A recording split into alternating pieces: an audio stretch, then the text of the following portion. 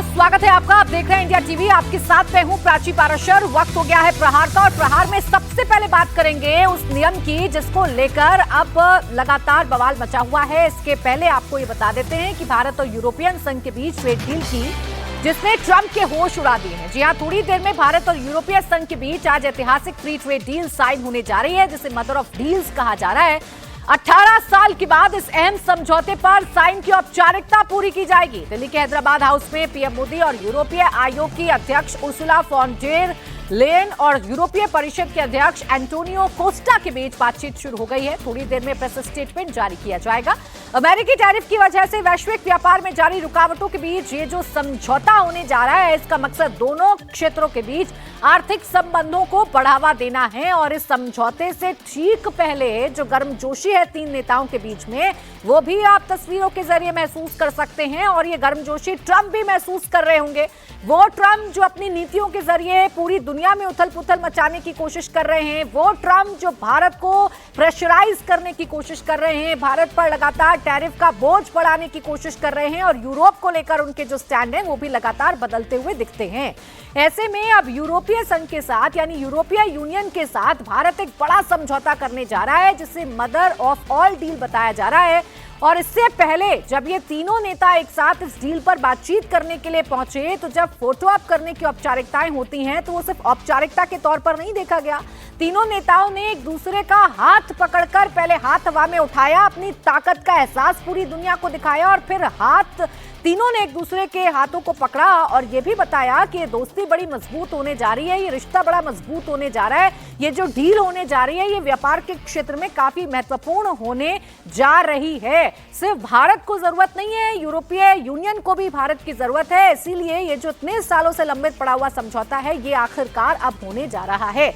विजय लक्ष्मी मेरे सहयोगी जुड़ गई हैं ज्यादा जानकारी के साथ। विजय, समझौता तो पेपर्स पर होगा, हस्ताक्षर किए जाएंगे, सिग्नेचर होंगे, उसके बाद औपचारिक तौर पर यह कहा जाएगा कि ईयू और भारत के बीच में समझौता हो गया। लेकिन उससे पहले जो तस्वीरें आई उसने भी पूरी दुनिया को संदेश दे दिया है कि भारत अपने हितों को साधना जानता है, अपने पार्टनर्स का चुनाव करना जानता है।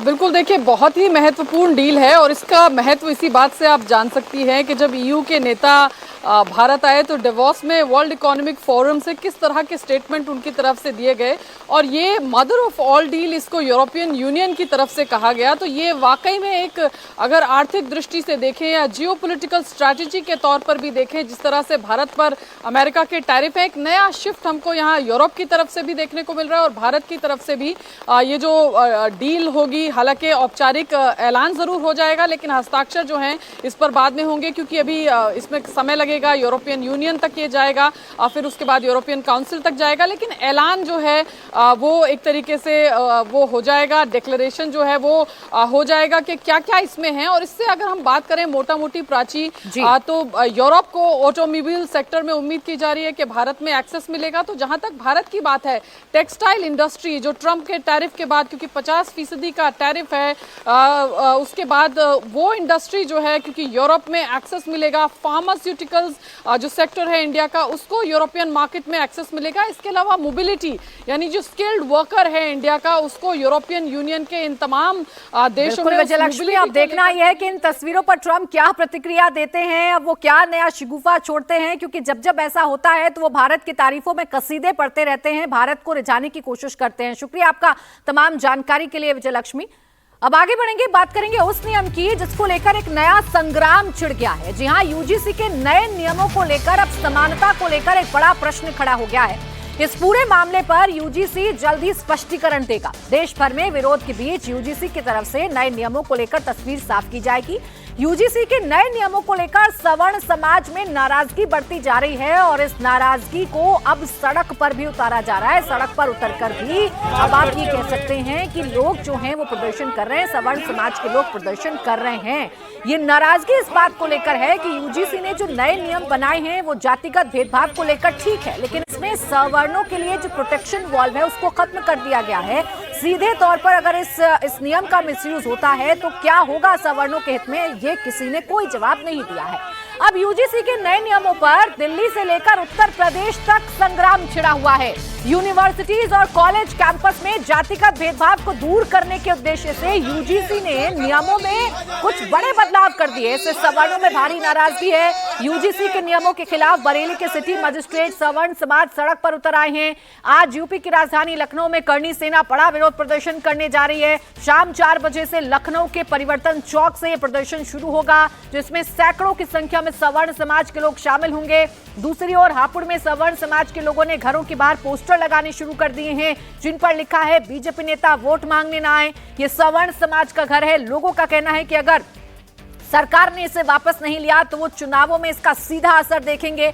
उधर यूजीसी के नियमों से नाराज बरेली के सिटी मजिस्ट्रेट अलंकार अग्निहोत्री ने अपने पद से इस्तीफा दिया।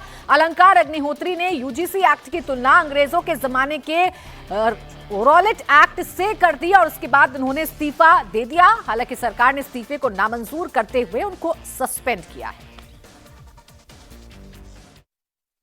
मैं बरेली में हूँ और मेरे साथ अलंकार अग्निहोत्री मौजूद है। अलंकार जी, कल से हम देख रहे हैं आप यहाँ क्यों बैठ गए हैं? यहाँ कलेक्ट्रेट में क्यों बैठ गए आकर? कल जिलाधिकारी महोदय ने जिला प्रशासन ने मुझे साजिशन अपने कैंप ऑफिस में बुलाया। जिलाधिकारी महोदय के कैंप ऑफिस में बुलाया गया, जिसमें पहले प्रलोभन दिया गया कि मैं किसी भी तरीके से 4 दिन बाद या 3 दिन बाद या 2 दिन बाद रिजाइन करूं। अभी मैं कुछ एक चिट्ठी लिख के चला जाऊं कि मैं छुट्टी पे जा रहा हूं, मेरी तबीयत खराब है। और ये उनकी साजिश थी कि जैसे मैं चिट्ठी लिख के मीडिया में रिलीज करता, वो किसी अन्य साजिश के अन्य आरोपों में मुझे सस्पेंड कर देते, जिससे कि पूरी जो हमारा जो हमने जो मुहिम अभी उठाई है वो कमजोर पड़ती, हमारी बात जो है दबाते। उस बीच उनको जो है कहीं से कॉल आता है शाम को 26 जनवरी 2026 के दिन शाम को 7:30 से लेकर शाम को 7:44। इस बीच में कॉल आता है, जिसमें एक व्यक्ति स्पीकर फोन पर डीएम साहब को आदेशित कर रहा होता है, ये साला पंडित पागल हो गया है, इस साले को रात भर यहीं बिठा के रखो। वहीं आनंद फानन में मैंने वहां पे कॉल किया, जो बाढ़ के सचिव दीपक पांडे जी दूसरे कमरे में वहीं जिलाधिकारी कैंप कार्यालय में बैठे हुए, मैंने उनको बताया कि आप मीडिया में तुरंत बता दिए मुझे यहाँ पे बंधक रखने का प्लान हो गया। मेरा जिलाधिकारी महोदय से क्वेश्चन ये है कि ऐसी कौन सी ब्राह्मण विरोधी विचारधारा का व्यक्ति आपसे बात कर रहा था? कौन है वो व्यक्ति? बताइए कि साला पंडित पागल हो गया था, ये बोल रहा था। यदि ये नहीं बता पाते तो भारत के माननीय प्रधानमंत्री नरेंद्र मोदी जी से मेरा अनुरोध है, भारत के माननीय राष्ट्रपति महोदया से अनुरोध है कि यहाँ के जो उत्तर प्रदेश के गवर्नर हैं मैम हैं, उनसे रिपोर्ट लेके यहाँ संवैधानिक तंत्र जो है बिल्कुल विफल हो चुका है, सामान्य वर्ग बिल्कुल सरकार के अगेंस्ट जा चुका है, मशीनरी विफल हो चुकी है। तुरंत यहाँ पे जो है रिपोर्ट लेकर गवर्नर मैम से यहाँ पे राष्ट्रपति शासन लगाया जाए। लेकिन प्रशासन जो है या डीएम और एसएसपी साहब, वो तमाम लोग तो इनको नकार रहे कि किसी से बात इस तरह की नहीं हुई जो आपने आरोप लगा रहे हैं। तो आप लोग एक काम करिए, मैं तो कह रहा हूँ एसआईटी गठित करिए, बताएं। मैं तो जाता हूँ कप्तान साहब ये बताएं कि सीट से उठे थे कि नहीं उठे थे, और बाथरूम के अंदर गए थे कि नहीं थे। डीएम साहब को बोला था कि स्पीकर फोन से जल्दी हटाइए, आपकी बातें सब बाहर सुन रहे हैं। एसडीएम सदर मौके पे थे, एडीएम सिटी थे, एडीएम ई मैम थी, एडीएम जे थे। इन चारों के क्या आप लाई डिटेक्टर टेस्ट करेंगे? मेरा करने को तैयार है, आप करेंगे? एक एसआईटी गठित करके करवा दीजिए ना, ऐसी बात हुई थी वहाँ पे। अभी आप डीएम से यहाँ मिलने आए हैं, उन्होंने बुलाया है क्या या खुद ही आए हैं? अधिकारी महोदय को अब राष्ट्र को बताना पड़ेगा किस ब्राह्मण विरोधी विचारधारा के व्यक्ति से बात कर रहे थे, उनके आदेश ले रहे थे। कौन आका था उनका जिससे बोल रहे थे कि ये साला पंडित पागल हो गया? राष्ट्र को बताएं, ये साला पंडित पागल हो गया कौन बता रहा था? ये जिलाधिकारी महोदय आगे बताएं, नहीं तो मैं माननीय जो अब राष्ट्रपति महोदय हैं, भारत के प्रधानमंत्री जी हैं, गृह मंत्री अमित शाह जी से उनसे निवेदन है एसआईटी गठित करें, ये बताएं कौन है, किसने व्यक्ति ने बोला था। यहाँ संवैधानिक जो यहाँ तंत्र जो विफल हो चुका है, जल्दी से जल्दी यहाँ गवर्नर मैम से रिपोर्ट लेके यहाँ पे राष्ट्रपति शासन लगाया जाए। ये मामला जितना गंभीर दिख रहा है उससे कहीं ज्यादा गंभीर है, क्योंकि सिर्फ उत्तर प्रदेश नहीं देश भर में इसको लेकर सवर्णों का गुस्सा अब सड़कों पर आ रहा है। बरेली के सिटी मजिस्ट्रेट अलंकार अग्निहोत्री को आपने सुना, उन्हें बंधक बनाए जाने का आरोप उन्होंने लगाया था, उस पर अब बरेली प्रशासन का बयान आ गया। बरेली के एडीएम ने पूरे मामले पर क्या कहा है वो भी आप पहले सुन लीजिए। मतलब कोई बंधक बनाने जैसी कोई बात हुई ही नहीं थी। बेसिकली वो खुद में गए थे सबसे मिलने के लिए, अलंकार अग्निहोत्री जी जो यहाँ पर सिटी मजिस्ट्रेट हैं, और हम तीनों एडीएम थे, एडीएम प्रशासन, एडीएम हमारे सिटी और कप्तान साहब, डीएम साहब, सब लोग थे। और मतलब उनको कॉफ़ी भी पिलाई गई, कॉफ़ी टेबल पर अच्छे से बात हुई, बस उनका व्यू जाना गया और बात हुई उनसे, और ऐसी कोई बात नहीं हुई कि उनको बंधक बनाया गया या कोई ऐसी बात नहीं। मतलब बातचीत के लिए वो खुद ही गए थे और बात कर के वो चले आए। और उनका व्यू था कि नहीं हम साहब रोल बैक नहीं। बस बात ये हुई थी कि भाई आपको अगर कोई प्रेशर है किसी भी तरह को बताइए, जाकर के सो लीजिए। अगर तो आपको मेंटली कोई दिक्कत आ रही है 1-2 दिन टाइम ले लीजिए, छुट्टी चले जाइए। अगर आपको लगता है कि आपको कोई दिक्कत है 2-4 दिन छुट्टी ले लीजिए। लेकिन वो उस बात के लिए तैयार नहीं हुए और तो फिर उनको सौहार्दपूर्ण वातावरण में बात करके उनको वापस भेज दिया गया। और इस बीच एक बड़ी खबर आपको बता दें, अलंकार अग्निहोत्री पर जुड़ी ये बड़ी खबर है। इस्तीफा देते ही अलंकार ने माता प्रसाद पांडे से बात की है। जी हां, समाजवादी पार्टी के विधायक को अलंकार ने इस्तीफे की जानकारी दी। कुछ महीने पहले ही अलंकार की सपा विधायकों से बातचीत भी हुई थी। तो क्या कोई नया सियासी प्रयोग अलंकार अग्निहोत्री के माध्यम से समाजवादी पार्टी कर रही है? क्योंकि याद होगा आपको, अखिलेश यादव लगातार बाटी चोखा का नाम लेकर सवर्णों में खासकर ब्राह्मणों पर डोरे डालने की कोशिश करते हैं और बार बार एक नैरेटिव उत्तर प्रदेश की सियासत में चलाया जाता है कि ब्राह्मण योगी सरकार से नाराज हैं। अब क्या अलंकार अग्निहोत्री के बहाने कोई नया सियासी प्रयोग किया जा रहा है? क्या ब्राह्मणों को रिझाने की कोशिश की जा रही है? बरेली के सिटी मजिस्ट्रेट के इस्तीफे पर सरकार की तरफ से भी पहला रिएक्शन सामने आ गया। यूपी सरकार में मंत्री संजय निषाद ने इस पूरे विवाद पर क्या कहा है, वो मैं आपको सुनवाती हूँ। निजी मामला उनका है, कौन किस कारण से इस्तीफा देता है। लेकिन इतना कहूंगा कि जो देश में लोकतंत्र है, जो संसद से कानून पारित हो जाता है वो जनता के हितों के लिए होता है। जब तक वो लागू न हो, लागू होने के बाद अगर उसमें कुछ खामियां होती है फिर उस पर पुनर्विचार किया जाता है। ये पहले कैसे कह दिया जाएगा इससे नुकसान होगा, ये तो गलत है। इसके बदले नुकसान किया जा रहा था। यूजीसी जो अभी नया कानून लाया गया, देखिए भारत संविधान है, बड़े लोगों के बच्चों को, बड़े लोगों के बच्चों को भी बड़े लोग भी कि बड़े लोगों ने एक संविधान सभा में निर्णय लिया था कि भाई हम देश में सब लोग मिलके निचले पावदान पर रहने वाले लोगों को ऊपर लाएंगे। लेकिन कुछ भेदभाव होते थे और जो रिपोर्ट के अनुसार भेदभाव बढ़ गए थे, ओबीसी के ऊपर भी हो रहा था। तो रिपोर्ट देखो, कमीशन के रिपोर्ट के आधार पर है। अगर कमीशन ने रिपोर्ट दिया कि 10% अपर कास्ट को भी मिलना चाहिए तो 10% अपर कास्ट को दिया, किसी ने विरोध नहीं किया। भाई महिलाओं को मिलना चाहिए, महिलाओं को दिया गया, आरक्षण दिया। तो अगर किसी की सोशल डिस्क्रिमिनेशन न हो, इसके लिए अगर एक्ट आए तो उसका स्वागत करना चाहिए और कुछ हो तो उसमें बदलाव होगा बाद में। लेकिन ये बिना मतलब का नुकसान, इसके मतलब आप नहीं चाहते। हम तो चाहते हैं कि यूजीसी का एक्ट लागू हो और लागू होने के बाद अगर कहीं उसमें खामी आती है तो बाद में उसमें संशोधन होगा। तो ये जो यूजीसी के नियमों में बदलाव किया गया, ये इक्वालिटी के लिए किया गया है। कैंपस में जातिगत भेदभाव ना हो, इसके लिए किया गया है। पहले एससी एसटी इसमें शुमार थे, लेकिन अब ओबीसी को भी इसमें डाल दिया गया है। सवर्ण वर्सेस ओबीसी एससी एसटी कर दिया गया है। और सबसे बड़ी आपत्ति इस बिल को लेकर ये है, या फिर इस नियम को लेकर ये है कि यूजीसी ने ये तो बता दिया कि अगर जातिगत भेदभाव होता है तो क्या कार्रवाई की जाएगी, लेकिन यूजीसी ने ये नहीं बताया कि अगर कोई शिकायत फर्जी होती है, जानबूझकर फंसाने की किसी को कोशिश की जाती है, किसी ब्रिलियंट स्टूडेंट को फंसाने की कोशिश की जाती है, तो वो फर्जी शिकायतकर्ता पर क्या होगा। ऐसा कोई क्लॉज इस नए नियम में नहीं है और इसीलिए मसला बढ़ता जा रहा है। सिर्फ बरेली के सिटी मजिस्ट्रेट नहीं बल्कि बीजेपी के नेता भी अब इस्तीफा देने लग गए। जी हां, बड़ी खबर आपको बता देते हैं कि इस नई नीति के चलते यूपी में उथल पुथल मची हुई है। बीजेपी के नेता भी इस्तीफा देने लगे हैं। रायबरेली के सलोन सीट से बीजेपी किसान मोर्चा के वाइस प्रेसिडेंट श्याम सुंदर त्रिपाठी ने इस्तीफा दे दिया है। लेटर में श्याम सुंदर त्रिपाठी ने यूजीसी में नई नीति पर नाराजगी जाहिर की है। यूजीसी की नई नीति को काला कानून बता दिया है। यूजीसी की नई नीति को आत्मसम्मान के खिलाफ बता दिया है। तो उत्तर प्रदेश में एक के बाद एक अब जो सवर्ण समाज से जुड़े हुए बीजेपी के नेता हैं, उन्होंने इस्तीफा देना शुरू कर दिया है और सरकार के प्रति अपनी नाराजगी खुलकर जाहिर कर रहे हैं। अगर सरकार इसमें दखलंदाजी नहीं करती है, बदलाव नहीं किए जाते हैं, तो ये मामला और ज्यादा गंभीर हो सकता है। सिर्फ बीजेपी के नेता नहीं बल्कि इस बीच कवि और बड़े कथावाचक कुमार विश्वास ने भी यूजीसी के नए नियमों को लेकर सोशल मीडिया पर अपना विरोध दर्ज किया है। पोस्ट में कुमार विश्वास ने लिखा, चाहे तिल लो या तार लो राजा, राई लो या पहाड़ लो राजा, मैं अभागा सवर्ण हूं, मेरा रोया रोया उखाड़ लो राजा। यानी कटाक्ष यहां पर कुमार विश्वास की तरफ से भी किया गया है। सिर्फ कुमार विश्वास नहीं, पूरे देश में यूजीसी की इस नई नीति के खिलाफ, इन नए नियमों के खिलाफ गुस्सा बढ़ता जा रहा है। आज दिल्ली में सवर्ण आर्मी के कुछ लोग हाथों में तख्तियां लेकर पहुंचे और नाराजगी व्यक्त की। क्या मांग है सवर्ण समाज की, देखिए हमारे संवाददाता भास्कर मिश्रा की रिपोर्ट।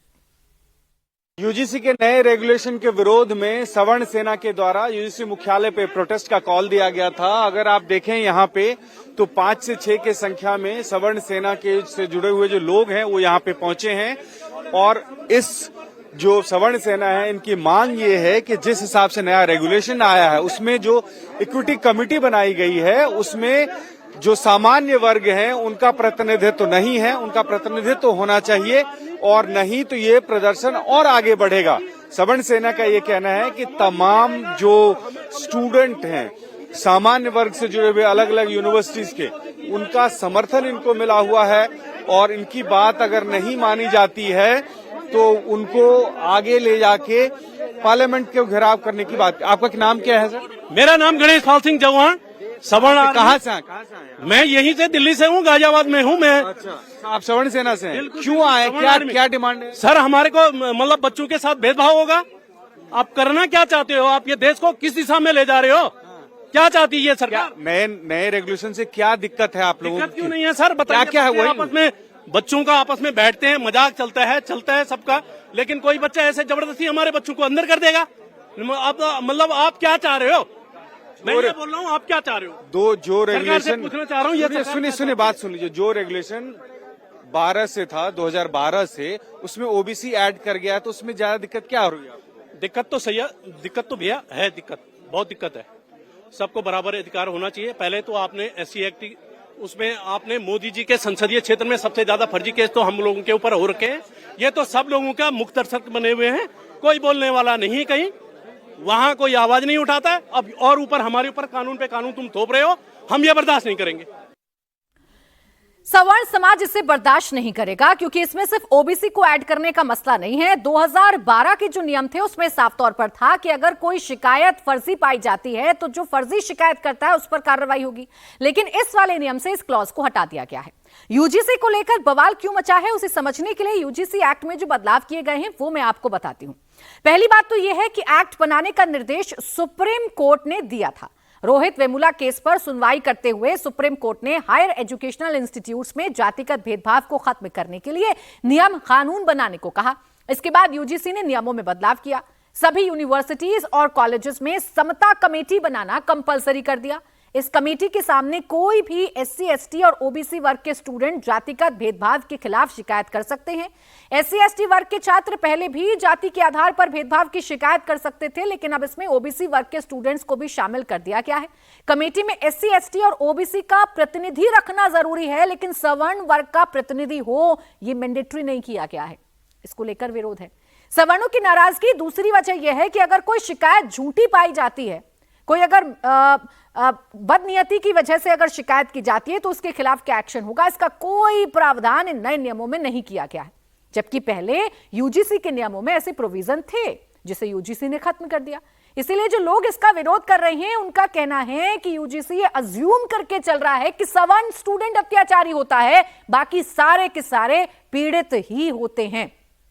इसी को लेकर गुस्सा बढ़ता जा रहा है, इसी को लेकर लोग सड़कों पर हैं और इसी को लेकर उत्तर प्रदेश की जो सियासी तस्वीर आप देख रहे हैं वो भी देखने को मिल रही है। विशाल प्रताप सिंह मेरे सहयोगी जुड़ गए हैं ज्यादा जानकारी के साथ। विशाल, ये तो समझ में आ रहा है कि यूजीसी के नए नियमों को लेकर सवर्णों में गुस्सा है, लेकिन अलंकार अग्निहोत्री जो कर रहे हैं उसमें कुछ सियासी सुगबुगाहट में नजर आती है। इस्तीफा देते हैं, धरने पर बैठते हैं, गंभीर आरोप लगाते हैं और समाजवादी पार्टी के विधायक से मिलते हैं, उनको जानकारी देते हैं। चल क्या रहा है उत्तर प्रदेश में?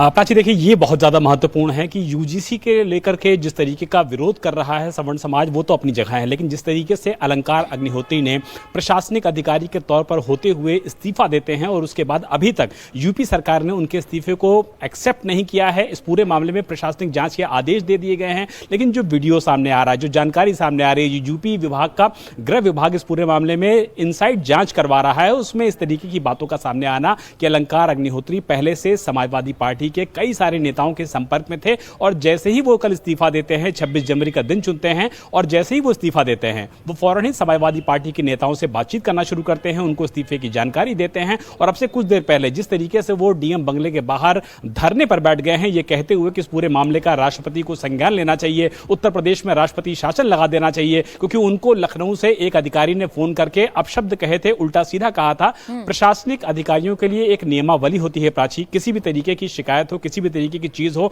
तो आप अपने मुखिया के सामने रख सकते हैं, इमीडिएट बॉस के सामने रख सकते हैं, लेकिन इस्तीफे की जानकारी देना, राजनीतिक लोगों को जानकारी देना, प्रमुख विपक्षी पार्टियों को जानकारी देना और उनके साथियों के साथ लगातार संपर्क में रहना, ये कुछ ऐसी चीजें हैं जो कि अलंकार अग्निहोत्री के इस्तीफे की टाइमिंग के साथ साथ उनका जब अखिलेश यादव लगातार ब्राह्मणों की नाराजगी का नैरेटिव उत्तर प्रदेश में चलाते हैं, ऐसे में माता प्रसाद पांडे को अपने इस्तीफे की जानकारी देना ये बता रहा है कि कुछ तो सियासी खिचड़ी है जो अंदर खाने पक रही है।